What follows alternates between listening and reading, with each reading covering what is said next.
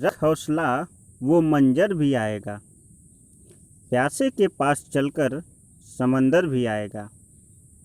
रख हौसला वो मंजर भी आएगा, प्यासे के पास चलकर समंदर भी आएगा। थक कर ना बैठ ऐ मंजिल के मुसाफिर, मंजिल भी मिलेगी और मंजिल के मिलने का मज़ा भी आएगा। तो नमस्कार दोस्तों, मैं Sagar Kumar Rao study CBL classes में आपका हार्दिक स्वागत एवं अभिनंदन करता हूं। दोस्तों, अपने वादे के मुताबिक मैं एंथ्रोलॉजी पुष्प विज्ञान फ्लावर साइंस का पार्ट 2 लेकर आप लोगों के मध्य उपस्थित हूं। इसके पहले पार्ट को काफ़ी लोगों ने देखा और बहुत सारा प्यार और सम्मान मिला, तो उससे प्रेरित होकर मैंने इसके 2 पार्ट को बनाने का निर्णय लिया है। तो दोस्तों, जैसा कि वादे के मुताबिक मैं आपको बताना चाहता हूं कि इस सेशन में जो भी चीज़ें मैं आपको बताऊंगा वो फर्स्ट पार्ट के आगे की बताऊंगा, और अगर फर्स्ट पार्ट की आपको जानकारी चाहिए तो मेरे चैनल स्टडी सीबीएल क्लासेस में जाकर आप इसका फर्स्ट पार्ट देख सकते हैं। तो ये 2nd सेशन होगा दोस्तों, और इसमें हम आज बात करेंगे कि पुष्प में किस प्रकार से जनन की प्रक्रिया संपन्न होती है। दोस्तों, जैसे कि पहले पार्ट में हमने आपको बताया था कि पुष्प का जो मादा भाग होता है वो स्टिग्मा, वर्तिकाग्र, स्टाइल, वर्तिका और ओवेरी अंडाशय होता है, और पुष्प का जो नर भाग होता है वो एंथर होता है, परागकोश होता है जिसमें परागकण भरे होते हैं, और और उसके बाद ये परागकोश जो है जुड़ा होता है जिस जो है नली के माध्यम से उसे फिलामेंट या जो है हम क्या कहते हैं, पुतंतु कहते हैं। ठीक है दोस्तों, तो अब हम समझेंगे कि किस प्रकार से पुष्पों में जो है जनन की प्रक्रिया, निषेचन की प्रक्रिया प्रारंभ होती है। सबसे पहले बात तो ये जान लेते हैं कि लैंगिक जनन में नर एवं मादा के युग्मकों का आपस में मिलना ही जो है जनन कहलाता है। लैंगिक जनन में नर एवं मादा के युग्मकों का आपस में मिलना ही क्या कहलाता है, जनन कहलाता है। तो दोस्तों, चलिए बात करते हैं। अब युग्मक की बात करें, गैमेट्स की बात करें, तो युग्मक जो है नर के लिए परागकोश है। परागकोश जिसमें क्या भरे होते हैं, परागकण, और परागकण ही मेनली मुख्य रूप से निषेचन में क्या करते हैं, भाग लेते हैं। तो परागकण यानी नर का जो निषेचन माध्यम है वो परागकण हो गया। क्या हो गया, परागकण। और जो है मादा का जो निषेचन भाग है वो तो अंडाशय हो जाता है। यानी मुख्य जो है जननांग, यानी मुख्य जो है जनन अंग जो है पुष्प का, मादा के लिए अंडाशय है और नर के लिए जो है परागकण है। अब हमें क्या करना है कि यदि पुष्प का परागकण जो है उसके अंडाशय तक पहुंच जाता है, तो परागकण चूंकि पुष्प का नर भाग है और अंडाशय जो है पुष्प का मादा भाग है, यदि यह दोनों आपस में मिल जाते हैं, इस प्रक्रिया में जो है जाइगोट तैयार होता है, इस प्रक्रिया में युग्मनज तैयार होता है। इस प्रक्रिया को निषेचन कहते हैं, और यही पुष्प का मुख्य रूप से जनन है। यही पुष्प का मुख्य रूप से क्या है दोस्तों, जनन है। ठीक है, तो पुष्प का जो मादा भाग है जिसको हम स्टिग्मा कहते हैं, जिसको हम स्टाइल कहते हैं, और जिसको हम ओवरी कहते हैं, जहाँ की हमें एंथर से निकले हुए परागकण को कहाँ तक पहुँचाना है, यानी स्टिग्मा से होते हुए, स्टाइल से होते हुए हमें कहाँ पहुँचाना है, ओवरी तक ले जाना है। अब हम उन माध्यमों को बताते हैं जो इसमें भाग लेते हैं। दोस्तों, जैसा कि आपको ये बताया जाए कि जो पुष्प होता है उसमें होने वाला जो जनन है वो लैंगिक जनन है। यानी हमें क्या करना है कि पराग कणों को जो है, इन परागकोश से निकले हुए पराग कणों को हमें पुष्प के मादा भाग स्टिग्मा, स्टाइल, वर्तिकाग्र, वर्तिका से होते हुए इसे अंडाशय तक क्या कर देना है, पहुंचा देना है। पर वो कौन कौन से माध्यम हैं जो इस प्रकार से पुष्प के जो है नर भाग को इसके मादा भाग तक पहुंचा सकते हैं। एक तो बात यह है कि अधिकतर जो है पुष्प द्वैलिंगी या उभयलिंगी होते हैं, जिनमें नर एवं मादा भाग दोनों पाए जाते हैं। जैसे ये पुष्प हम आपको बता रहे हैं, इसमें क्या होता है, इस पुष्प में देखिए ये पुष्प का जो है कौन सा भाग है, ये पुष्प का जो है मादा भाग है और ये पुष्प का कौन सा भाग है, नर भाग। यानी एक ही पुष्प में दोनों भाग, एक ही पुष्प में दोनों भाग होता है, नर एवं मादा दोनों भाग। तो इसका मतलब यह पुष्प द्वैलिंगी है या उभयलिंगी है, अर्थात इसे अपने जनन की प्रक्रिया के लिए दूसरे पुष्प की आवश्यकता नहीं है या दूसरे पुष्प के परागकण की आवश्यकता नहीं है। अगर दूसरे पुष्प से परागकण आता भी है तो उस प्रक्रिया को क्या कहेंगे, और अगर इसी पुष्प का परागकण इसी के वर्तिकाग्र पर पड़ते हुए जो है इसके अंडाशय में चला जाता है तो फिर दोस्तों इस प्रक्रिया को क्या कहेंगे, यही सारी बातें आज हम जानेंगे। दोस्तों वह प्रक्रिया जिसके द्वारा जो है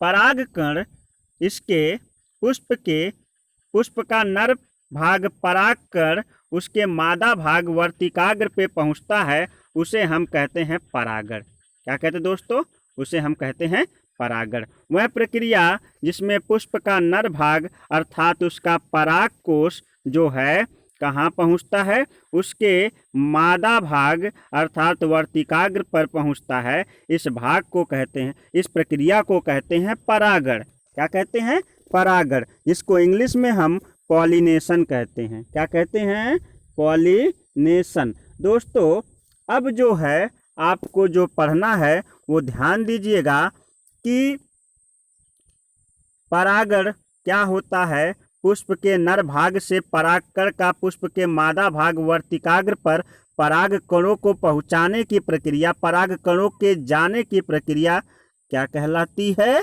परागण कहलाती है। और ये जो परागण होता है, ये परागण मुख्य रूप से दो प्रकार का होता है दोस्तों। एक तो स्वपरागण होता है जिसको सेल्फ पॉलिनेशन कहते हैं, दूसरा पर परागण होता है जिसे क्रॉस पॉलिनेशन कहते हैं। अब देखिए स्वपरागण क्या होता है, स्व मतलब स्वयं के माध्यम से परागण, माध्यम चाहे जो भी हो, अगर इसी पुष्प का परागकण इसी के वर्तिकाग्र पे पहुंचता है, अगर इसी पुष्प का परागकण इसी पुष्प के वर्तिकाग्र पर पहुंचता है, या फिर दोस्तों ध्यान दीजिए, एक ये पेड़ है जो कि इस पे एक पुष्प यहाँ पे लगा हुआ है, एक पुष्प यहाँ पे लगा हुआ है, तो पेड़ तो एक ही है, पेड़ तो एक ही है।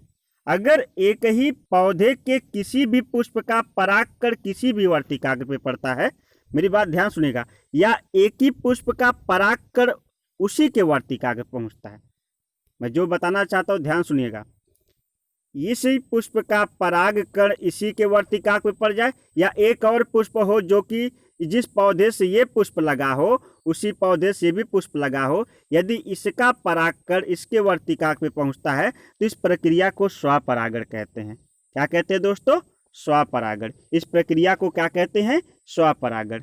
ठीक है ना दोस्तों, यानी एक पेड़ है उसमें जितने भी पुष्प लगे होंगे, केवल एक पेड़ की मैं बात कर रहा हूँ, विशेष एक ही पुष्प में मान लीजिए 10, 15, 20 पुष्प लगे हैं, उनमें से किसी का परागकण किसी के भी वर्तिकाग्र पे पहुंच रहा है तो दोस्तों वो स्वपरागण ही कहलाएगा।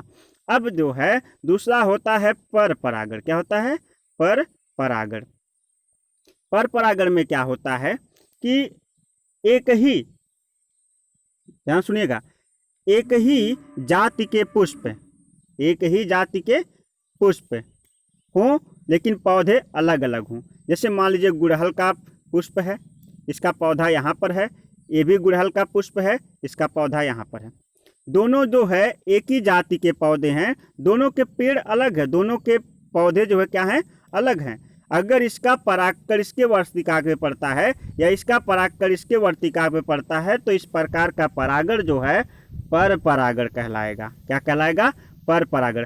देखिए स्वपरागण में पौधा एक होता है, उसमें अनेक पुष्प लगे होते, किसी का परागकण किसी पे जा सकता है, या एक पुष्प का परागकण उसी पुष्प के वर्तिका पे पड़ सकता है, तो ये दोस्तों स्वपरागण होता है। अब अगर पर परागण की बात करें तो पर परागण में ऐसा नहीं होता है कि एक ही पुष्प का परागकण की, बल्कि पौधा अलग हो जाता है लेकिन एक ही जाति का, जैसे गुड़हल गुड़हल, गुलाब गुलाब, गेंदा गेंदा, इस प्रकार से जो है अलग अलग पौधे हो जाते हैं। और अलग अलग पौधों में जो पुष्प लगे होते हैं, यदि उनमें से किसी का परागकण किसी के वर्तिका पे पड़ जाए तो इस प्रकार का परागण जो है क्या कहलाता है, पर परागण कहलाता है। आशा करता हूँ ये जो टॉपिक है, जो कन्फ्यूजन वाला टॉपिक है, मैं आपको समझा पाया हूँगा। और अगर आपको नहीं समझ में आता तो एक बार वीडियो को बैक करके ध्यान से उसे देखिएगा और कॉपी कलम लेके उसका चित्र बना के समझिएगा, और उम्मीद है बिल्कुल समझ में आ जाएगा। अगर नहीं समझ में आता तो कमेंट बॉक्स में लिखिए, मैं इससे भी आसान तरीका आपको खोज कर दूंगा। तो दोस्तों, तो परागण दो प्रकार का है, स्वपरागण और पर परागण। तो परागण जो होता है, परागण कहते हैं कि पुष्प के परागकणों का जो है उसी पुष्प या उसी जाति के किसी दूसरे पुष्प पे जाने की प्रक्रिया को क्या कहते हैं, परागण कहते हैं। अब अगर बात करें तो परागण होता कैसे है, इसके माध्यम क्या होते हैं। दोस्तों, इस पुष्प में देखिए ये परागकण है, परागकोश है जिसमें परागकण भरे हुए हैं, और ये वर्तिकाग्र है। यानी इस परागकोश से परागकणों को इस वर्तिकाग्र पर ले जाके रखना है। ठीक है दोस्तों, तो ध्यान दीजिए, इसके लिए क्या होता है, कभी कभी भौरा होता है, तितली होती है, मधुमक्खी होती है, कीट पतंगे जिनको कहते हैं, ये परागकण के परागण के माध्यम, परागण के कौन कौन से माध्यम है, तो जो हमारे कीट पतंगे हैं वे सबसे अच्छा परागण का माध्यम मानी जाती हैं। यानी परागकोश से परागकण को लेकर के, परागकोश से परागकण को लेकर के, जैसे मान लीजिए कोई मधुमक्खी, कोई भौरा या कोई तितली जो है जब इसे परागकोश पे बैठती है तो उसके रोएदार पैरों में जो है परागकण फंस जाते हैं, फिर वहीं जाकर इस वर्तिकाग्र पे बैठ जाती है, तो यहाँ से क्या हो जाता है, वह एक माध्यम बन जाती है जो परागकणों को वर्तिकाग्र पर पहुंचा देती है। तो इस प्रकार से कीट पतंगों द्वारा क्या हो गया, परागण हो गया, कीट पतंगों द्वारा परागण। दूसरा है दोस्तों वायु के द्वारा परागण। वायु जब तेज चलती है, हवा जब तेज बहती है, तो परागकोश से परागकण जो कि परिपक्व परागकण होते हैं, उड़कर जो है वर्तिकाग्र पर, चिपचिपे पदार्थ होते हैं वर्तिकाग्र पर, जो जाकर वहां पे क्या होते हैं, चिपक जाते हैं। तो एक तो ये माध्यम हो सकता है परागण का। और दूसरा, जो जलीय पौधे होते हैं उनमें जल द्वारा परागण होता है। जलकुंभी वगैरह में क्या होता है कि परागकण पानी के माध्यम से तैरते रहते हैं और पौधे के वर्तिकाग्र पर जाकर चिपक जाते हैं। ठीक है दोस्तों, तो ये एक तो जल द्वारा हो गया। अब हमारे पशुओं द्वारा भी परागण होता है। पशु इधर उधर घूमते रहते हैं धान गेहूं आदि के खेतों में, और वो क्या करते हैं, अपने शरीर के द्वारा जो है परागण कराने में सहायता करते हैं। पक्षियां भी जो है परागण में क्या करती हैं, सहायता करती हैं। ये बाह्य माध्यमों के द्वारा जो है परागण है, जो किन्हीं अन्य माध्यमों द्वारा जो है इस प्रकार का पर परागण या स्वपरागण की प्रक्रिया क्या होती है, प्रारंभ होती है, संचालित होती है और जो है संपन्न होती है। और तो कुछ इसमें जो है परागण की दृष्टिकोण से कुछ हम लोग अपने प्रयोगों के लिए, जैसे वैज्ञानिक दिन प्रतिदिन जो है क्या करते हैं, इसका परागकण उस पर रखकर, उसका परागकण इस पर रखकर, मतलब दिन प्रतिदिन जो है वैज्ञानिक अपने प्रयोगों के द्वारा भी परागकणों को जो है क्या करते, क्रॉस पॉलिनेशन कराते रहते हैं। जैसे इस पर मेंडल का नियम आधारित है। तो ये सारी चीज़ें जो है परागण के अंतर्गत आती हैं। अब दोस्तों हम आपको बताते हैं कि स्वपरागण और पर परागण में क्या अंतर है। तो उस टॉपिक पे हम चलते हैं जहाँ पर हमने स्वपरागण और पर परागण में अंतर लिखा है। तो ध्यान से देखिएगा प्यारे दोस्तों, इस तरह की यहाँ लिखा है स्वपरागण जिसको सेल्फ पॉलिनेशन, यहाँ पे पर परागण जिसे हम क्रॉस पॉलिनेशन कहते हैं।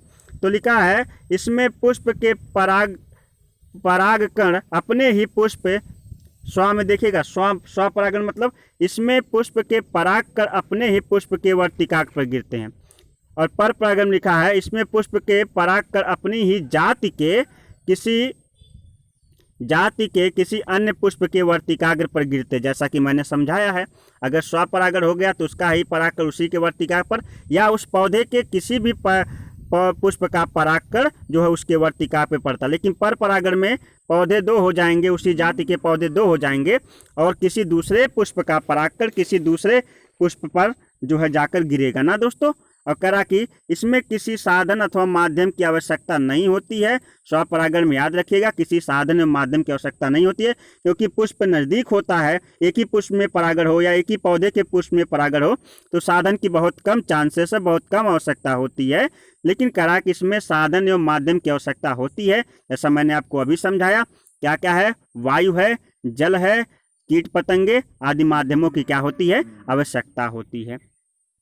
करा कि यह क्रिया केवल द्वैलिंगी पुष्पों में संभव है। स्वपरागण का मतलब स्वयं के द्वारा निषेचन, स्वयं के द्वारा जनन तभी हो सकता है जब एक ही पौधे के पुष्पों में नर एवं मादा भाग दोनों उपस्थित हों, है कि नहीं? तभी तो वो खुद से द्वारा निषेचन कर पाएंगे। और जो है इसमें बता रहा है कि यह एक लिंगी तथा द्वैलिंगी दोनों में होती है पर परागण। पर परागण में मान लीजिए कि एक पौधे पे उपस्थित जो पुष्प है एक लिंगी है, उस पर जितने पुष्प हैं सभी एक लिंगी हैं, तो वह अपने से तो निषेचन कर नहीं पाएंगे, अपने से तो जनन कर नहीं पाएंगे। उसके लिए उन्हें किसी अन्य पुष्प के जो है परागकण की आवश्यकता होगी या वर्तिकाग्र की आवश्यकता होगी। तो ऐसी स्थिति में या तो वह नर होंगे तो उन्हें मादा गैमेट्स की आवश्यकता होगी, अगर वह मादा होंगे तो नर गैमेट्स की क्या होगी? आवश्यकता होगी, जिसके लिए उन्हें जिन माध्यमों को जो है अपनाना पड़ेगा वो पर परागण कहलाएगा। ठीक है प्यारे दोस्तों, अब आगे बढ़ते हैं। कह रहा कि इसमें पुष्प छोटा होता है और कह रहा कि पुष्प के लिए रंग, सुगंध, मकरंद की आवश्यकता नहीं होती है।